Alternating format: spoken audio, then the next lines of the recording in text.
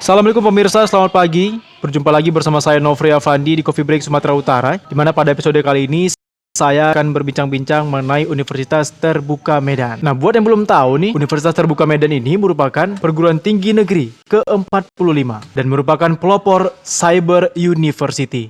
Nah, di Universitas Terbuka Medan ini terdapat sebanyak 38 program studi pada beberapa fakultas, antara lain Fakultas Ekonomi, Fakultas Hukum, Ilmu Sosial dan Ilmu Politik, Fakultas Keguruan dan Ilmu Pendidikan, dan Fakultas Sains dan Teknologi. Nah, di sini setiap orang bisa menempuh pendidikan tinggi tanpa ada batasan usia dan batasan waktu. Pembelajarannya juga dilaksanakan secara online, baik itu ujian online, layanan bantuan juga secara online. Nah, untuk mengetahui lebih lengkap mengenai Universitas Terbuka Medan ini, saya akan berbincang bersama narasumber saya, yaitu Direktur Universitas Terbuka Medan, Ibu Dr. Anda Sondang Purnamasari Pakpahan. Untuk tema kita pada hari ini, di mana merupakan tema layanan Universitas Terbuka Medan di masa pandemi COVID-19. Nah, kita lihat nih, Ibu Sondang baru siap olahraga dan lagi cuci tangan nih, sesuai protokol kesehatan COVID-19. Halo, selamat pagi, Bu Sondang. Selamat pagi. Apa kabarnya, Bu? Alhamdulillah sehat. Alhamdulillah sehat, Ya. ya.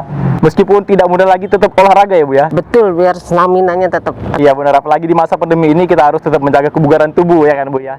Iya, nah pemirsa, seperti yang saya katakan tadi, tema kita hari ini adalah layanan Universitas Terbuka Medan di masa pandemi COVID-19. Sebelumnya saya ingin bertanya, Bu, di masa pandemi COVID-19 ini bagaimana sih, Bu, aktivitas-aktivitas di Universitas Terbuka Medan? Ya, Universitas Terbuka Medan aktivitasnya seperti biasa saja ya.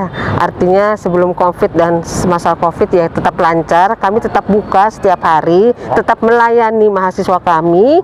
Hanya saja kami menerapkan 3M itu. 3M. Tetap menjaga jarak, lalu mencuci tangan, memakai masker ataupun face shield gitu. Iya, untuk aktivitas-aktivitas para pekerja, Bu, mulai dari pelayanan bagaimana, Bu?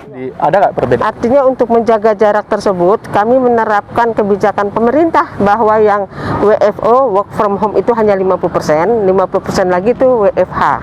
Iya, jadi setiap hari berganti yang bekerja, tetapi layanan tetap dibuka untuk menghindari penyebaran virus COVID ya, mata rantai penyebaran COVID. Jadi layanan kami itu tetap terhadap mahasiswa yang meminta surat keterangan aktif kuliah, yang mengambil ijazah, lalu yang melegalisir ijazah, karena mereka kan memerlukan ya untuk sertifikasi, untuk penerimaan CPNS. Jadi tetap seperti biasa layanannya ya. Baik, bagaimana kira-kira, Bu, layanan seperti registrasi dan pembelajaran Universitas Terbuka Medan sebelum pandemi COVID-19 dan sesudah pandemi COVID-19? Jika sebelum pandemi itu mereka registrasinya umumnya sebagian besar datang ke kantor kami, sebagian memang online juga, tetapi di masa Covid lebih banyak yang online. Kami harapkan mahasiswa registrasinya online untuk menghindari yang banyak datang ke kantor. Menghindari kerumunan ya? Iya, menghindari kerumunan ya. Nah, untuk tutorial juga, layanan tutorial pada sebelum pandemi Covid kami ada tutorial tatap muka ya. Tetapi setelah pandemi Covid kita usahakan semua fully online ya.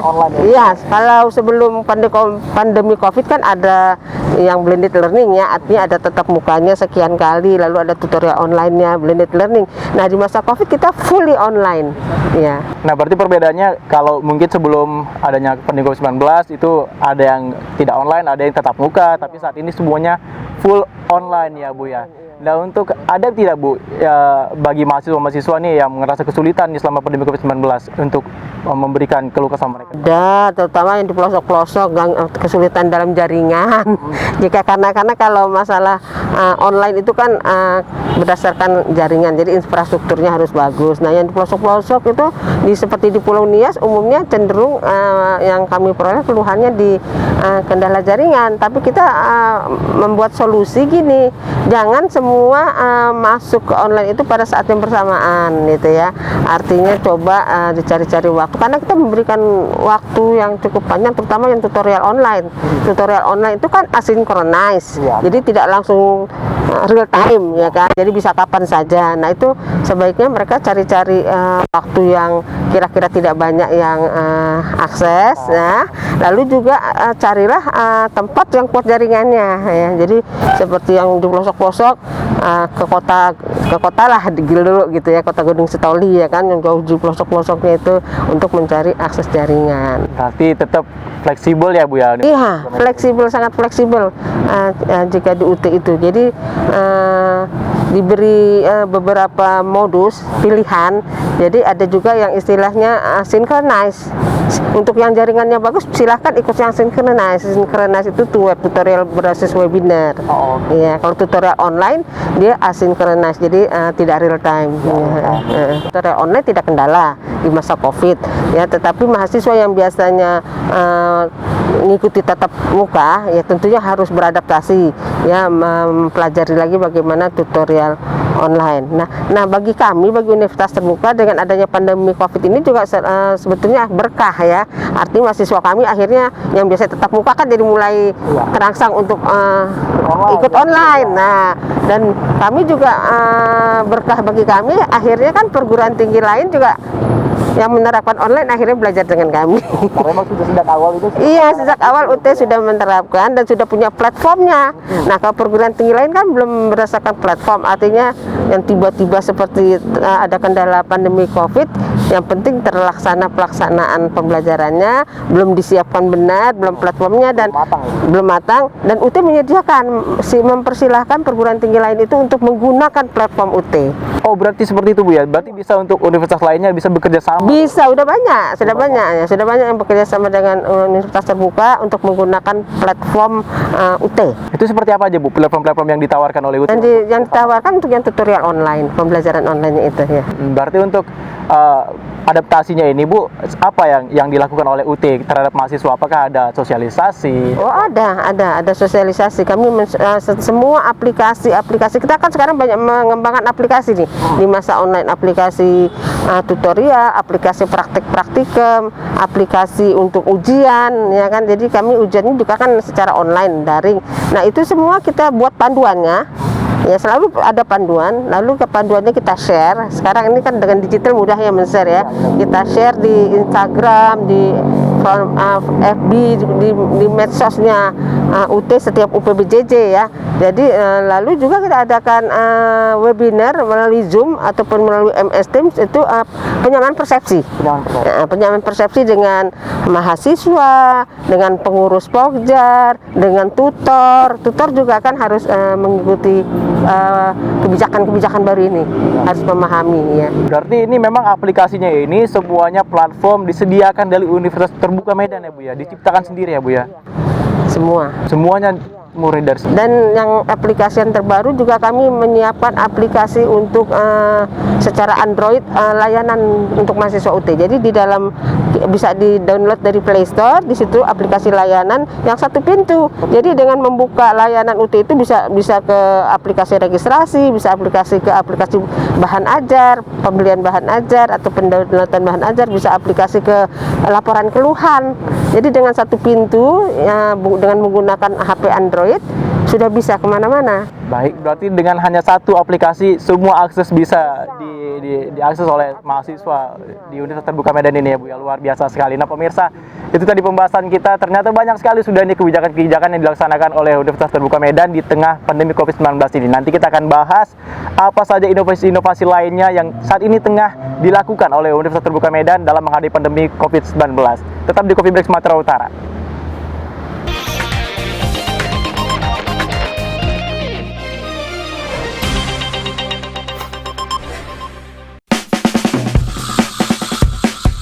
Setiap hari selalu kuawali dengan yang aku mau.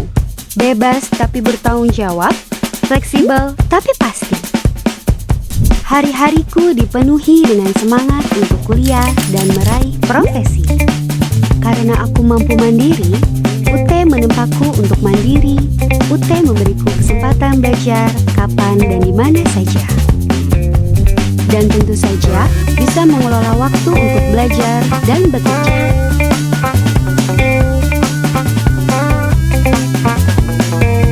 Hingga kini, aku mampu meraih profesiku. Menyenangkan, dan aku siap meraih prestasi yang terbaik. Gimana dengan kamu? Kemandirian ciri khas utama kami. cuma UT yang bisa begini.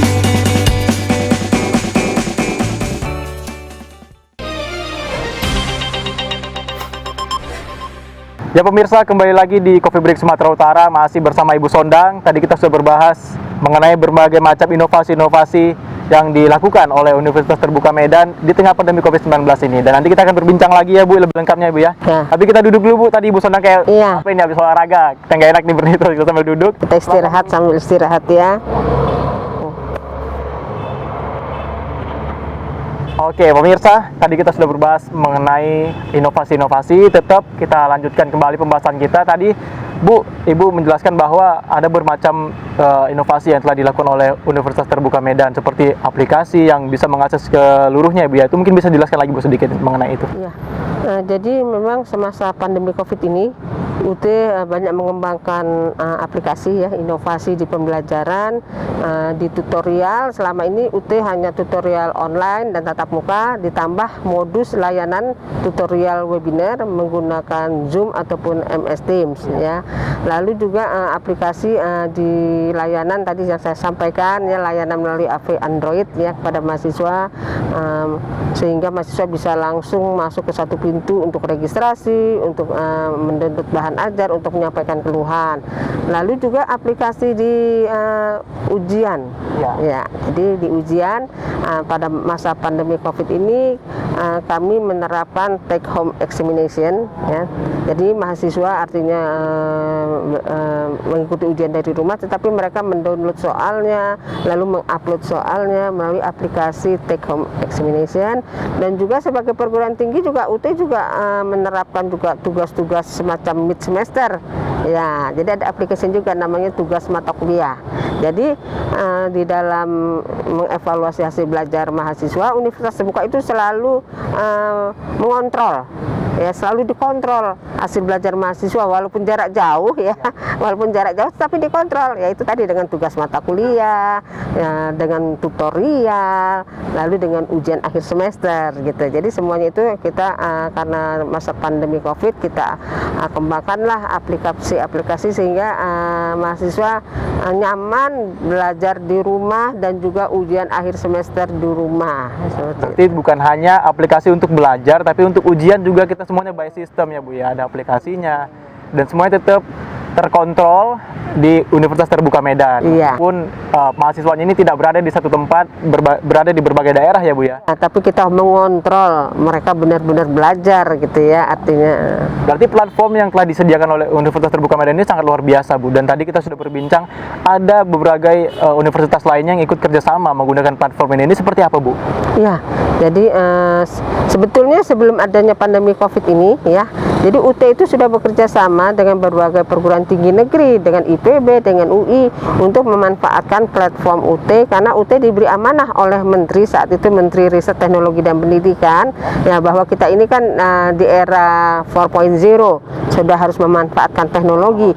Jadi diminta salah satu tujuan dari Kementerian Riset Teknologi dan Pendidikan itu adalah targetnya adalah perguruan tinggi tatap muka itu juga membuka program jarak jauh. Sebelum ada pandemi sudah ada misi itu ya. Jadi ditambah dengan adanya pandemi semakin menguatkan untuk mencapai ya, memanfaatkan teknologi, mencapai misi dari saat itu Menteri Riset Teknologi Pendidikan Profesor Muhammad Nasir ya. Berarti ini memang sudah termasuk dari arahan Pak Menteri saat itu untuk Universitas Terbuka Medan melakukan sharing ya, begitu ya Bu ya. Universitas terbuka seluruhnya ya. Terutama sebetulnya MOU-nya itu dilakukan antara rektor dengan rektor kan. Jadi MOU-nya dilakukan di UT Pusat. Ya. Baik, nah saat ini Bu hampir seluruh, seperti Ibu katakan tadi, hampir seluruh universitas, perguruan tinggi ataupun instansi menggunakan aktivitasnya secara daring. Bagaimana Ibu nih selaku Direktur Universitas Terbuka Medan melihat fenomena ini Bu saat ini? Ya, fenomena ini fenomena yang baik ya. Sangat baik. Jadi artinya inilah berkah di balik Ada baik, ada buruknya. ya, baiknya itu kalau menurut kami ya akhirnya masyarakat terutama anak-anak ya dari tingkat sekolah dasar, SMP, SMA sampai ke mahasiswa itu kan mulai jadi melek teknologi jadinya.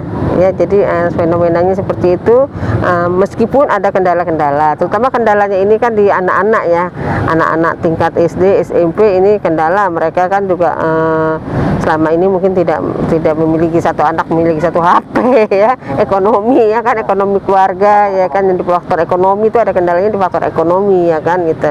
Tapi kalau untuk perguruan tinggi mahasiswa umumnya ya sudah memiliki HP kalau saya lihat ya kan, karena HP itu jadi kebutuhan khusus saya lihat. Ya saya lihat untuk mahasiswa itu HP, laptop kebutuhan khusus ya.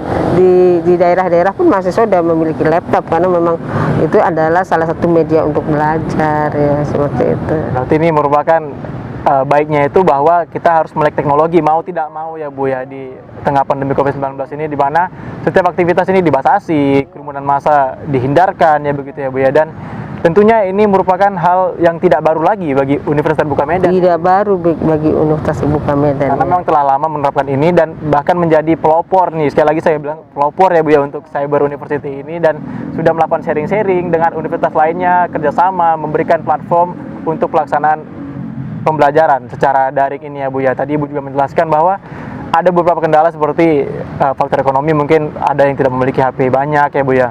Dan juga satu lagi jaringan kita di Indonesia. Jaringan, ya, faktor ekonomi, jaringan. Nah, tadi Universitas Terbuka Medan tidak hanya fully online, tapi juga menyediakan ujian itu secara tidak real time ya Bu ya, atau asynchronous tadi ya Bu ya, Bu jelaskan. Asynchronous untuk pembelajaran. Untuk pembelajaran, untuk ujian bukan untuk ujian ya Bu ya, untuk pembelajaran. Jadi bisa diakses kapanpun ya Bu ya.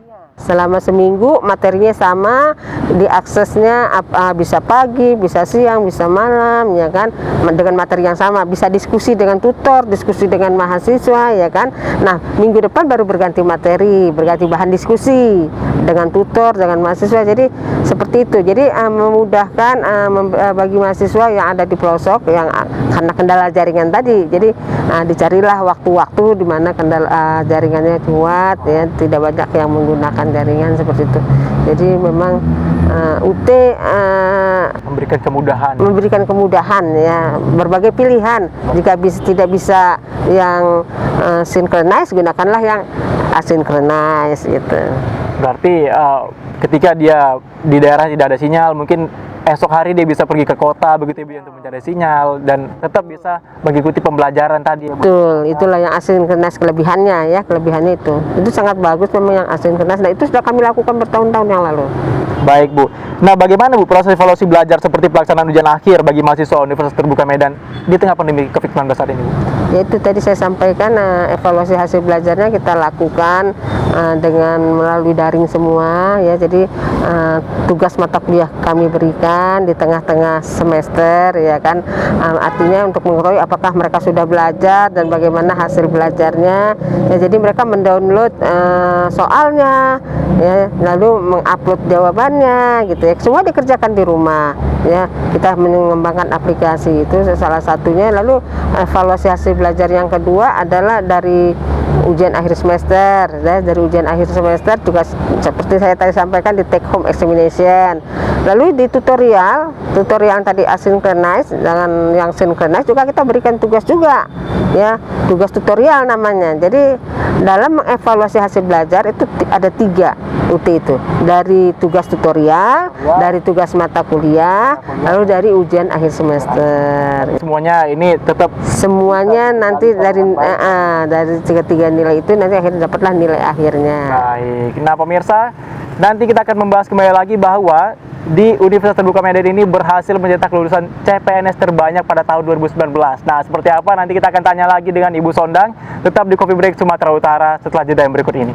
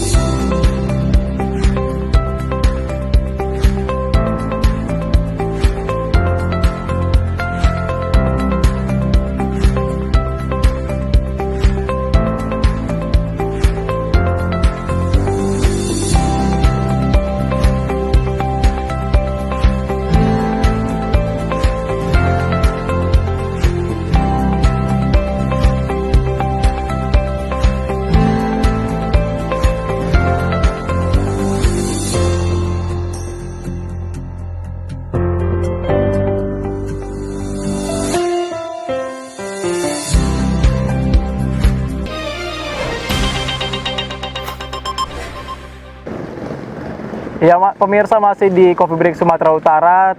Kita masih membahas mengenai Universitas Terbuka Medan bersama Ibu Sondang. Nah, kita akan bahas lagi nih, Bu. Tadi bisa dijelaskan lagi, Bu, mungkin apa saja kendala-kendala nih mahasiswa yang tinggal di daerah-daerah terpencil ketika melaksanakan ujian, Bu? Mengingat tadi ujian bahwa dikatakan ujian tidak unsynchronize, berarti hanya ada di satu waktu saja, Bu. Ini seperti apa, Bu? Ya, jadi ujian kami itu memang synchronize ya, artinya langsung ya, real time, tetapi waktunya cukup panjang. Artinya dari pagi sampai jam 12 malam itu untuk waktu-waktu untuk unggah. Jadi kendalanya sih mereka umumnya sulit untuk mengunduh soal dan mengunggah jawaban. Oleh sebab itulah kami beri waktu yang agak lapang ya, dari pagi sampai jam 12 malam, karena kalau malam kan juga agak lebih mudah. Tetapi walaupun mungkin semua mahasiswa berpikir bahwa kalau malam mudah, sehingga umumnya malam-malam berusaha mengunggahnya, ya akhirnya kan menumpuk juga, akhirnya malah lebih sulit lagi. Jadi kami arahkan, akhirnya kami buat surat Warek 3 membuat arahan surat kepada mahasiswa, mohon jangan, sebaiknya seawal mungkin ya mengunduh soal, menjawabnya, terus mengunggahnya, jangan menunggu di akhir-akhir, di ujung-ujung semua menunggu. Itulah yang menyebabkan akhirnya kan sulit untuk mengunggah. Nah, itu masalahnya. Jadi Sejauh ini masih bisa ya, aman ya, Bu ya? sejauh ini aman. Jadi kami ada ada pemantauan dari UT Pusat. Setiap hari itu dipantau berapa persen yang berhasil. Jadi umumnya udah 90%, di atas 90% yang berhasil unduh soal dan mengunggah jawabannya. Nah, jadi sudah 90%. Untuk Medan saja sudah 90%-an, 90 berapa gitu. Dan ini memang terus dilakukan sosialisasi ya, Bu ya? Iya, disosialisasi, dan juga kami selalu juga dengan mahasiswa juga kami laporkan. Artinya info-info dari UT Pusat, komunikasi dengan mahasiswa kami sampaikan bahwa tadi seperti tadi kan yang berhasil untuk UT Medan 90%, kami sampaikan kepada mahasiswa, ini masih ada nih 10% yang belum berhasil, supaya mereka tahu. Mudah-mudahan besok meningkat ya, gitulah. Sehingga pun mereka masing-masing evaluasi diri. Ya, jadinya evaluasi diri, akhirnya mereka berusaha, oh iya ya harusnya 100% ini gitu kan. Oke, Bu, berbicara mengenai prestasi nih, Bu, dan tadi saya sampaikan di segmen sebelumnya bahwa UT berhasil mencetak lulusan terbanyak CPNS pada tahun 2019. Ini termasuk dalam prestasi yang luar biasa. Namun sebelum itu saya ingin mengetahui, Bu, prestasi apa saja sebenarnya yang diraih UT selama ini, Bu? Iya, selain prestasi di penerimaan CPNS, UT itu juga di bidang arsip Paris ya. Jadi universitas terbuka kan perguruan tinggi negeri yang menerapkan sistem pembelajaran jarak jauh. Dengan sistem pembelajaran jarak jauh ini arsip itu sangat penting. Jadi manajemen itu sangat penting. Oleh sebab itu juga UT kan sudah menerapkan, memperoleh sertifikat ISO ya kan. Semua rekap nilai, semua berkas registrasi itu kan harus tertata dengan baik ya, karena kan kita jarak jauh ya. Nah, UT selalu berhasil tiap tahun meraih juara. Kadang juara 2, kadang juara 3, tapi 1, 2, 3 itu selalu diraih. Dalam bidang kearsipan yang kegiatan ini, lomba ini diselenggarakan oleh ANRI, Arsip Nasional Republik Indonesia. Jadi untuk tingkat perguruan tinggi ya. Jadi perguruan tinggi, untuk perguruan tinggi UT selalu meraih juara. Di terstruktur, semuanya tersusun rapi lah untuk. Iya, tersusun rapi arsip kami. Iya. Di keuangan juga seperti itu, kami selalu tiap tahun meraih opini wajar tanpa pengecualian. Wajar tanpa pengecualian, luar biasa. Berarti memang semuanya sesuai dengan namanya, Bu, Universitas Terbuka. Semua sistem kita terbuka ya, Bu. Nah, jadi selain prestasi tadi di alumninya ya, tapi juga kami di bidang-bidang lain juga termasuk berprestasi lah gitu. Berarti bukan hanya untuk mahasiswa, alumni, tapi juga untuk instansinya, betul, instansinya juga berprestasi ya, meraih itu tadi, meraih bidang arsip ya kan, lalu di bidang keuangan juga ya. Baik, Bu, tadi kembali, Bu, untuk lulusan CPNS terbanyak 2019, Bu, ini seperti apa sebenarnya yang dilakukan oleh UT sehingga bisa menghasilkan jumlah terbanyak nih untuk lulusan terbanyak di CPNS Turki? Iya, yang pertama tentu kurikulumnya ya. Jadi kurikulum UT itu disesuaikan lah dengan kebutuhan ya kan. Artinya untuk yang guru yang dilihatlah di bidang pendidikannya ya, di bidang metode strategi pembelajaran gitu kan. Untuk yang manajemen akuntansi sesuai lah bidangnya. Yang kedua adalah di bidang tadi, di bidang evaluasi hasil belajarnya ya, kita terstandar ya, artinya penilaiannya sama, jadi tidak ada subjektivitas, kita objektivitas. Arti nilai yang diberikan di Medan, di Jakarta, di Papua, dimanapun itu sama. Ya, karena soalnya juga sama ya. Nah, lalu seperti saya sampaikan tadi, berkualitas. Kenapa berkualitas tadi?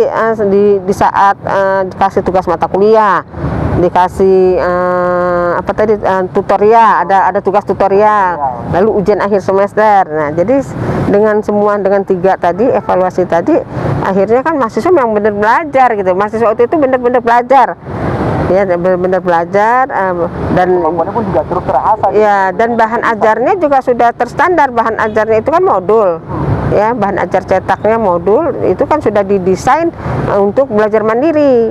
Jadi memang sudah disesuaikan lah dengan sistem pembelajaran UT yang jarak jauh. Jadi bahan ajarnya juga sudah dikembangkan untuk siap dipakai mahasiswa untuk belajar mandiri.